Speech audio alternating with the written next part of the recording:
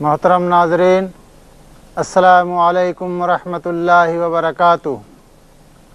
اسلام ایک ایسا دین ہے جو پوری دنیا انسانیت کے لیے اللہ رب العزت نے آخری رسول حضرت محمد مصطفیٰ صلی اللہ علیہ وسلم پر نازل فرمایا۔ یہ دین کسی ایک خاص قوم، قبیلہ، نسل، رنگ یا وطن کے لیے نازل نہیں ہوا، بلکہ عام انسانوں کے لیے ہدایت کے طور پر نازل ہوا ہے۔ یہ کتاب قرآن کریم ہدی للناس ہے۔ اللہ رب العزت نے اس کی خصوصیت یہ بتائی ہے کہ یہ تمام انسانوں کے لیے رہنما کتاب ہے۔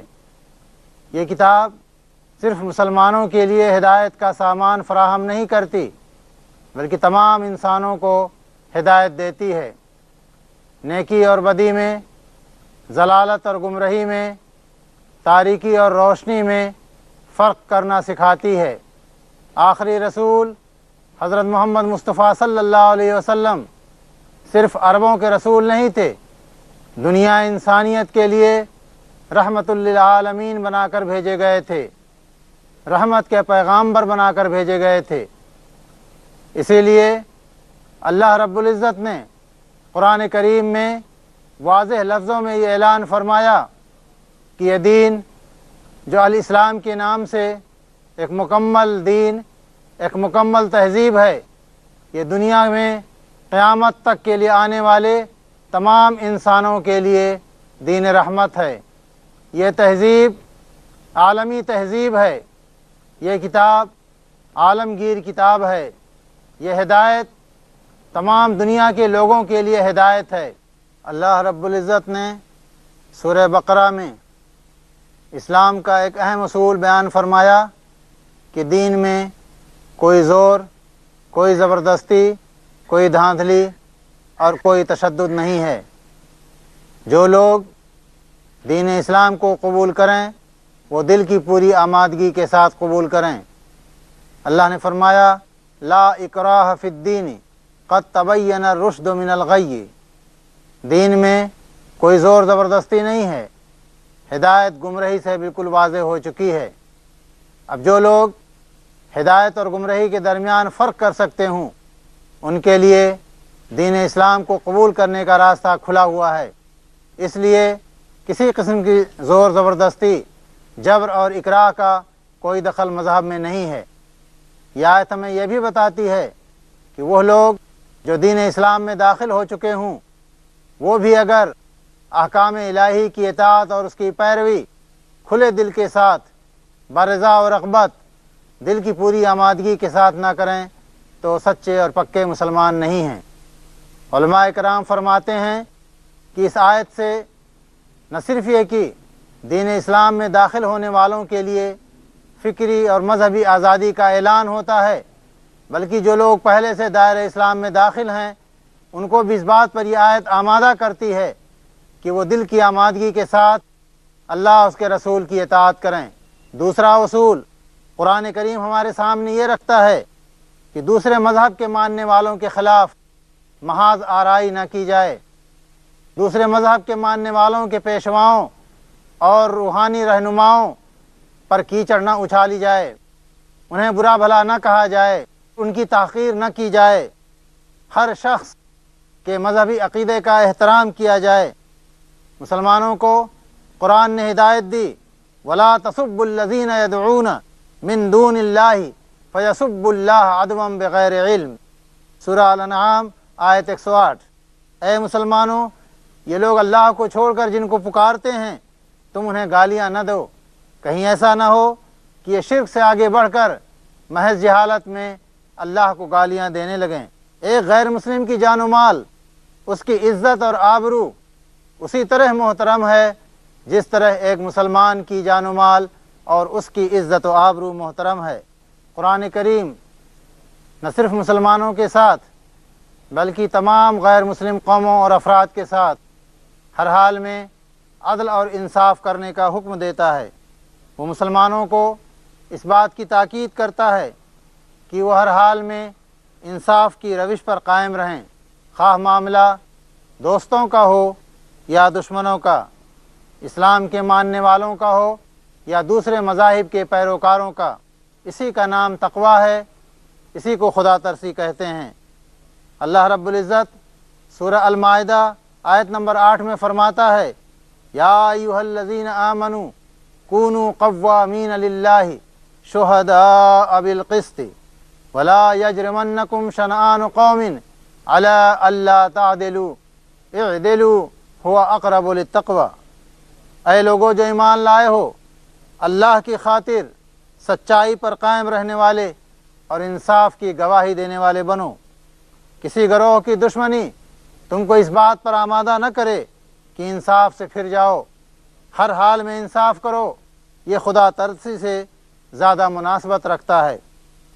پھر قرآن نے عدل و انصاف ہی نہیں، اس سے آگے بڑھ کر مسلمانوں کو غیر مسلم افراد اور قوموں کے ساتھ حسن سلوک اور نیکی کا معاملہ کرنے کا حکم دیتا ہے، اور عام انسانی حقوق کی ادائیگی اور رشتوں و ناسوں کا پاس و لحاظ کرنے کی تلقین کرتا ہے۔ اللہ رب العزت سورہ ممتحنہ آیت نمبر 8 میں حکم دیتا ہے مسلمانوں کو، لا ینہاکم اللہ عن الذین لم یقاتلوکم فی الدین ولم یخرجوکم من دیارکم ان تبروہم وتقسطوا الیہم ان اللہ یحب المقسطین۔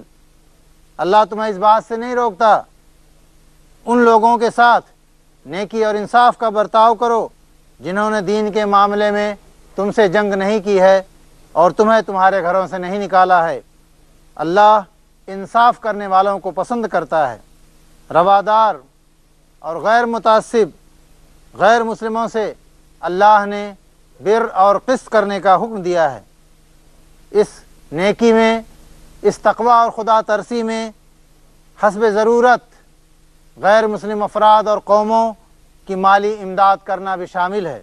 علامہ ابو بکر جساس نے احکام القرآن میں یہ حدیث نقل کی ہے کہ ایک صحابی رسول حضرت اسماء رضی اللہ تعالیٰ عنہ روایت کرتی ہیں کہ ان کی والدہ قریش کے زمانے میں ان کے پاس ضرورت مند بن کر آئیں، حالانکہ وہ مشرک تھیں۔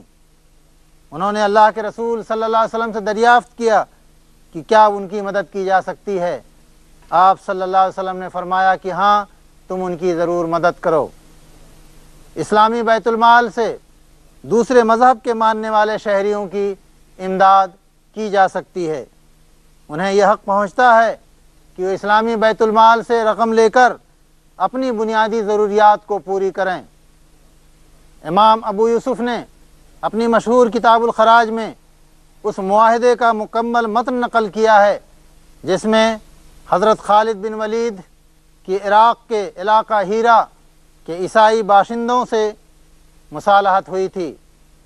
اس سیاسی دستاویز میں واضح طور پر حضرت خالد بن ولید نے یہ لکھا تھا کہ ہیرا کے غیر مسلم شہریوں کو فقر و فاقہ، بیماری اور بڑھاپے کے خلاف ہر قسم کا تحفظ یعنی سوشل سیکیورٹی دیا جائے گا اور اس کے اخراجات مسلمانوں کے بیت المال کے ذمہ ہوں گے۔ تاریخ عالم میں سماجی تحفظ کی یہ پہلی مثال ہے جو ایک فاتح قائد نے ان لوگوں کو دی جو جنگ میں مقابلے کی تاب نہ لا کر صلح کے خواہاں تھے اور فاتح کے دین کو قبول کرنے کے بجائے اپنے ہی دین پر قائم رہنا چاہتے تھے۔ یہ معاہدہ حضرت ابو بکر صدیق رضی اللہ تعالیٰ عنہ کے دور خلافت میں ہوا تھا۔ اس معاہدے میں کبار صحابہ رسول پاک صلی اللہ علیہ وسلم کے بزرگ ترین ساتھی شامل تھے۔ انہوں نے حضرت خالد رضی اللہ تعالیٰ عنہ کی رائے سے اتفاق کیا۔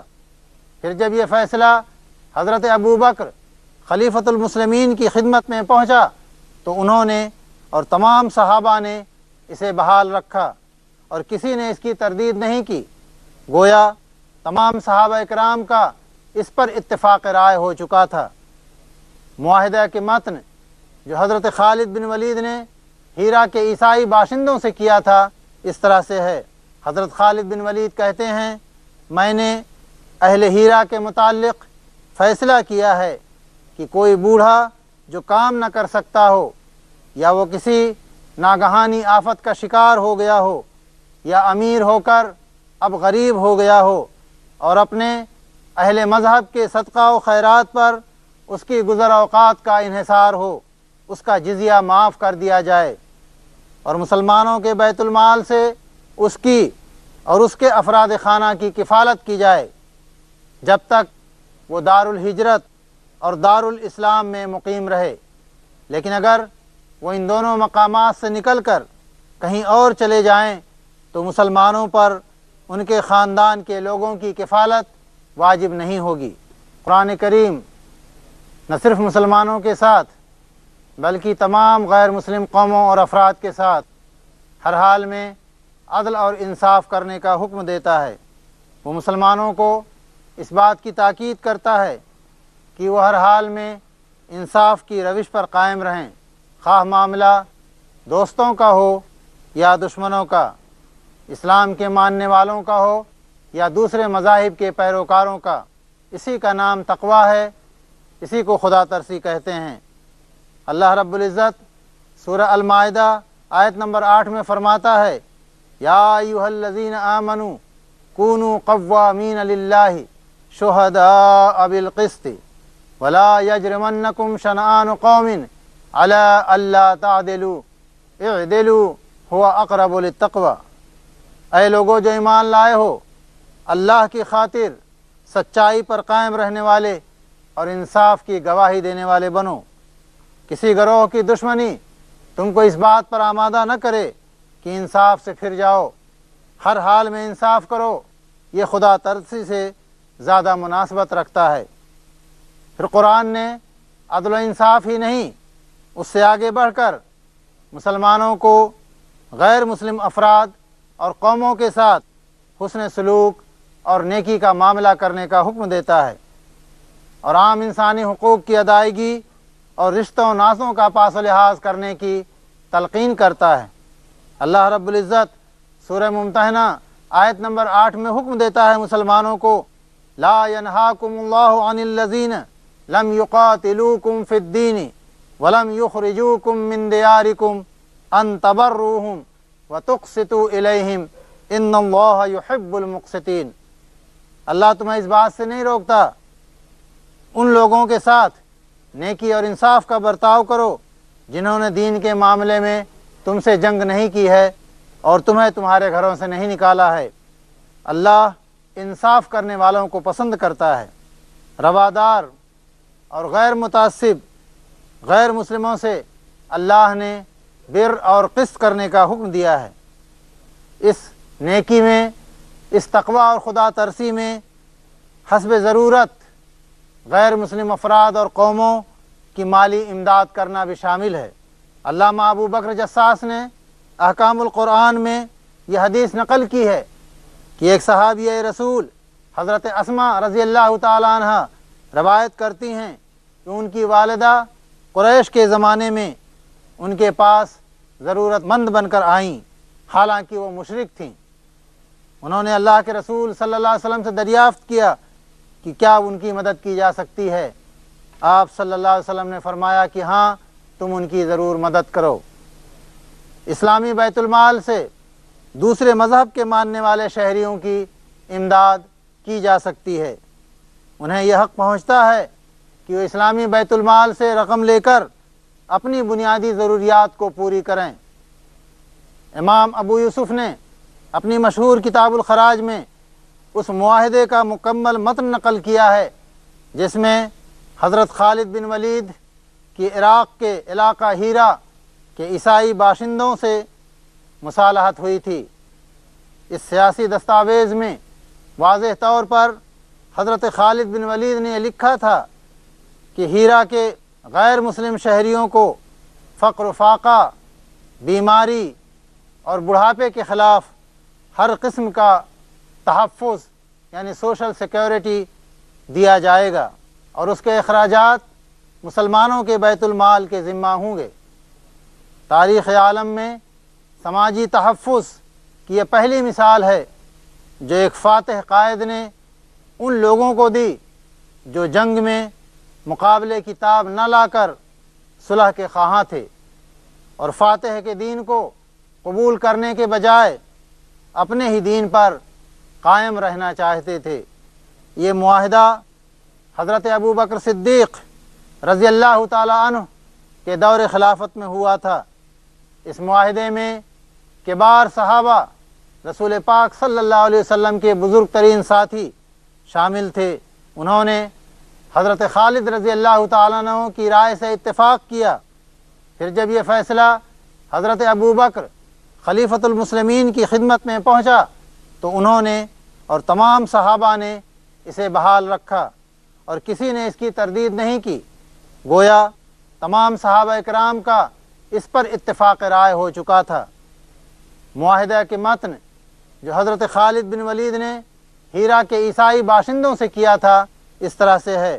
حضرت خالد بن ولید کہتے ہیں، میں نے اہل ہیرا کے متعلق فیصلہ کیا ہے کہ کوئی بوڑھا جو کام نہ کر سکتا ہو یا وہ کسی ناگہانی آفت کا شکار ہو گیا ہو یا امیر ہو کر اب غریب ہو گیا ہو اور اپنے اہل مذہب کے صدقہ و خیرات پر اس کی گزر اوقات کا انحصار ہو، اس کا جزیہ معاف کر دیا جائے اور مسلمانوں کے بیت المال سے اس کی اور اس کے افراد خانہ کی کفالت کی جائے جب تک وہ دار الہجرت اور دار الاسلام میں مقیم رہے۔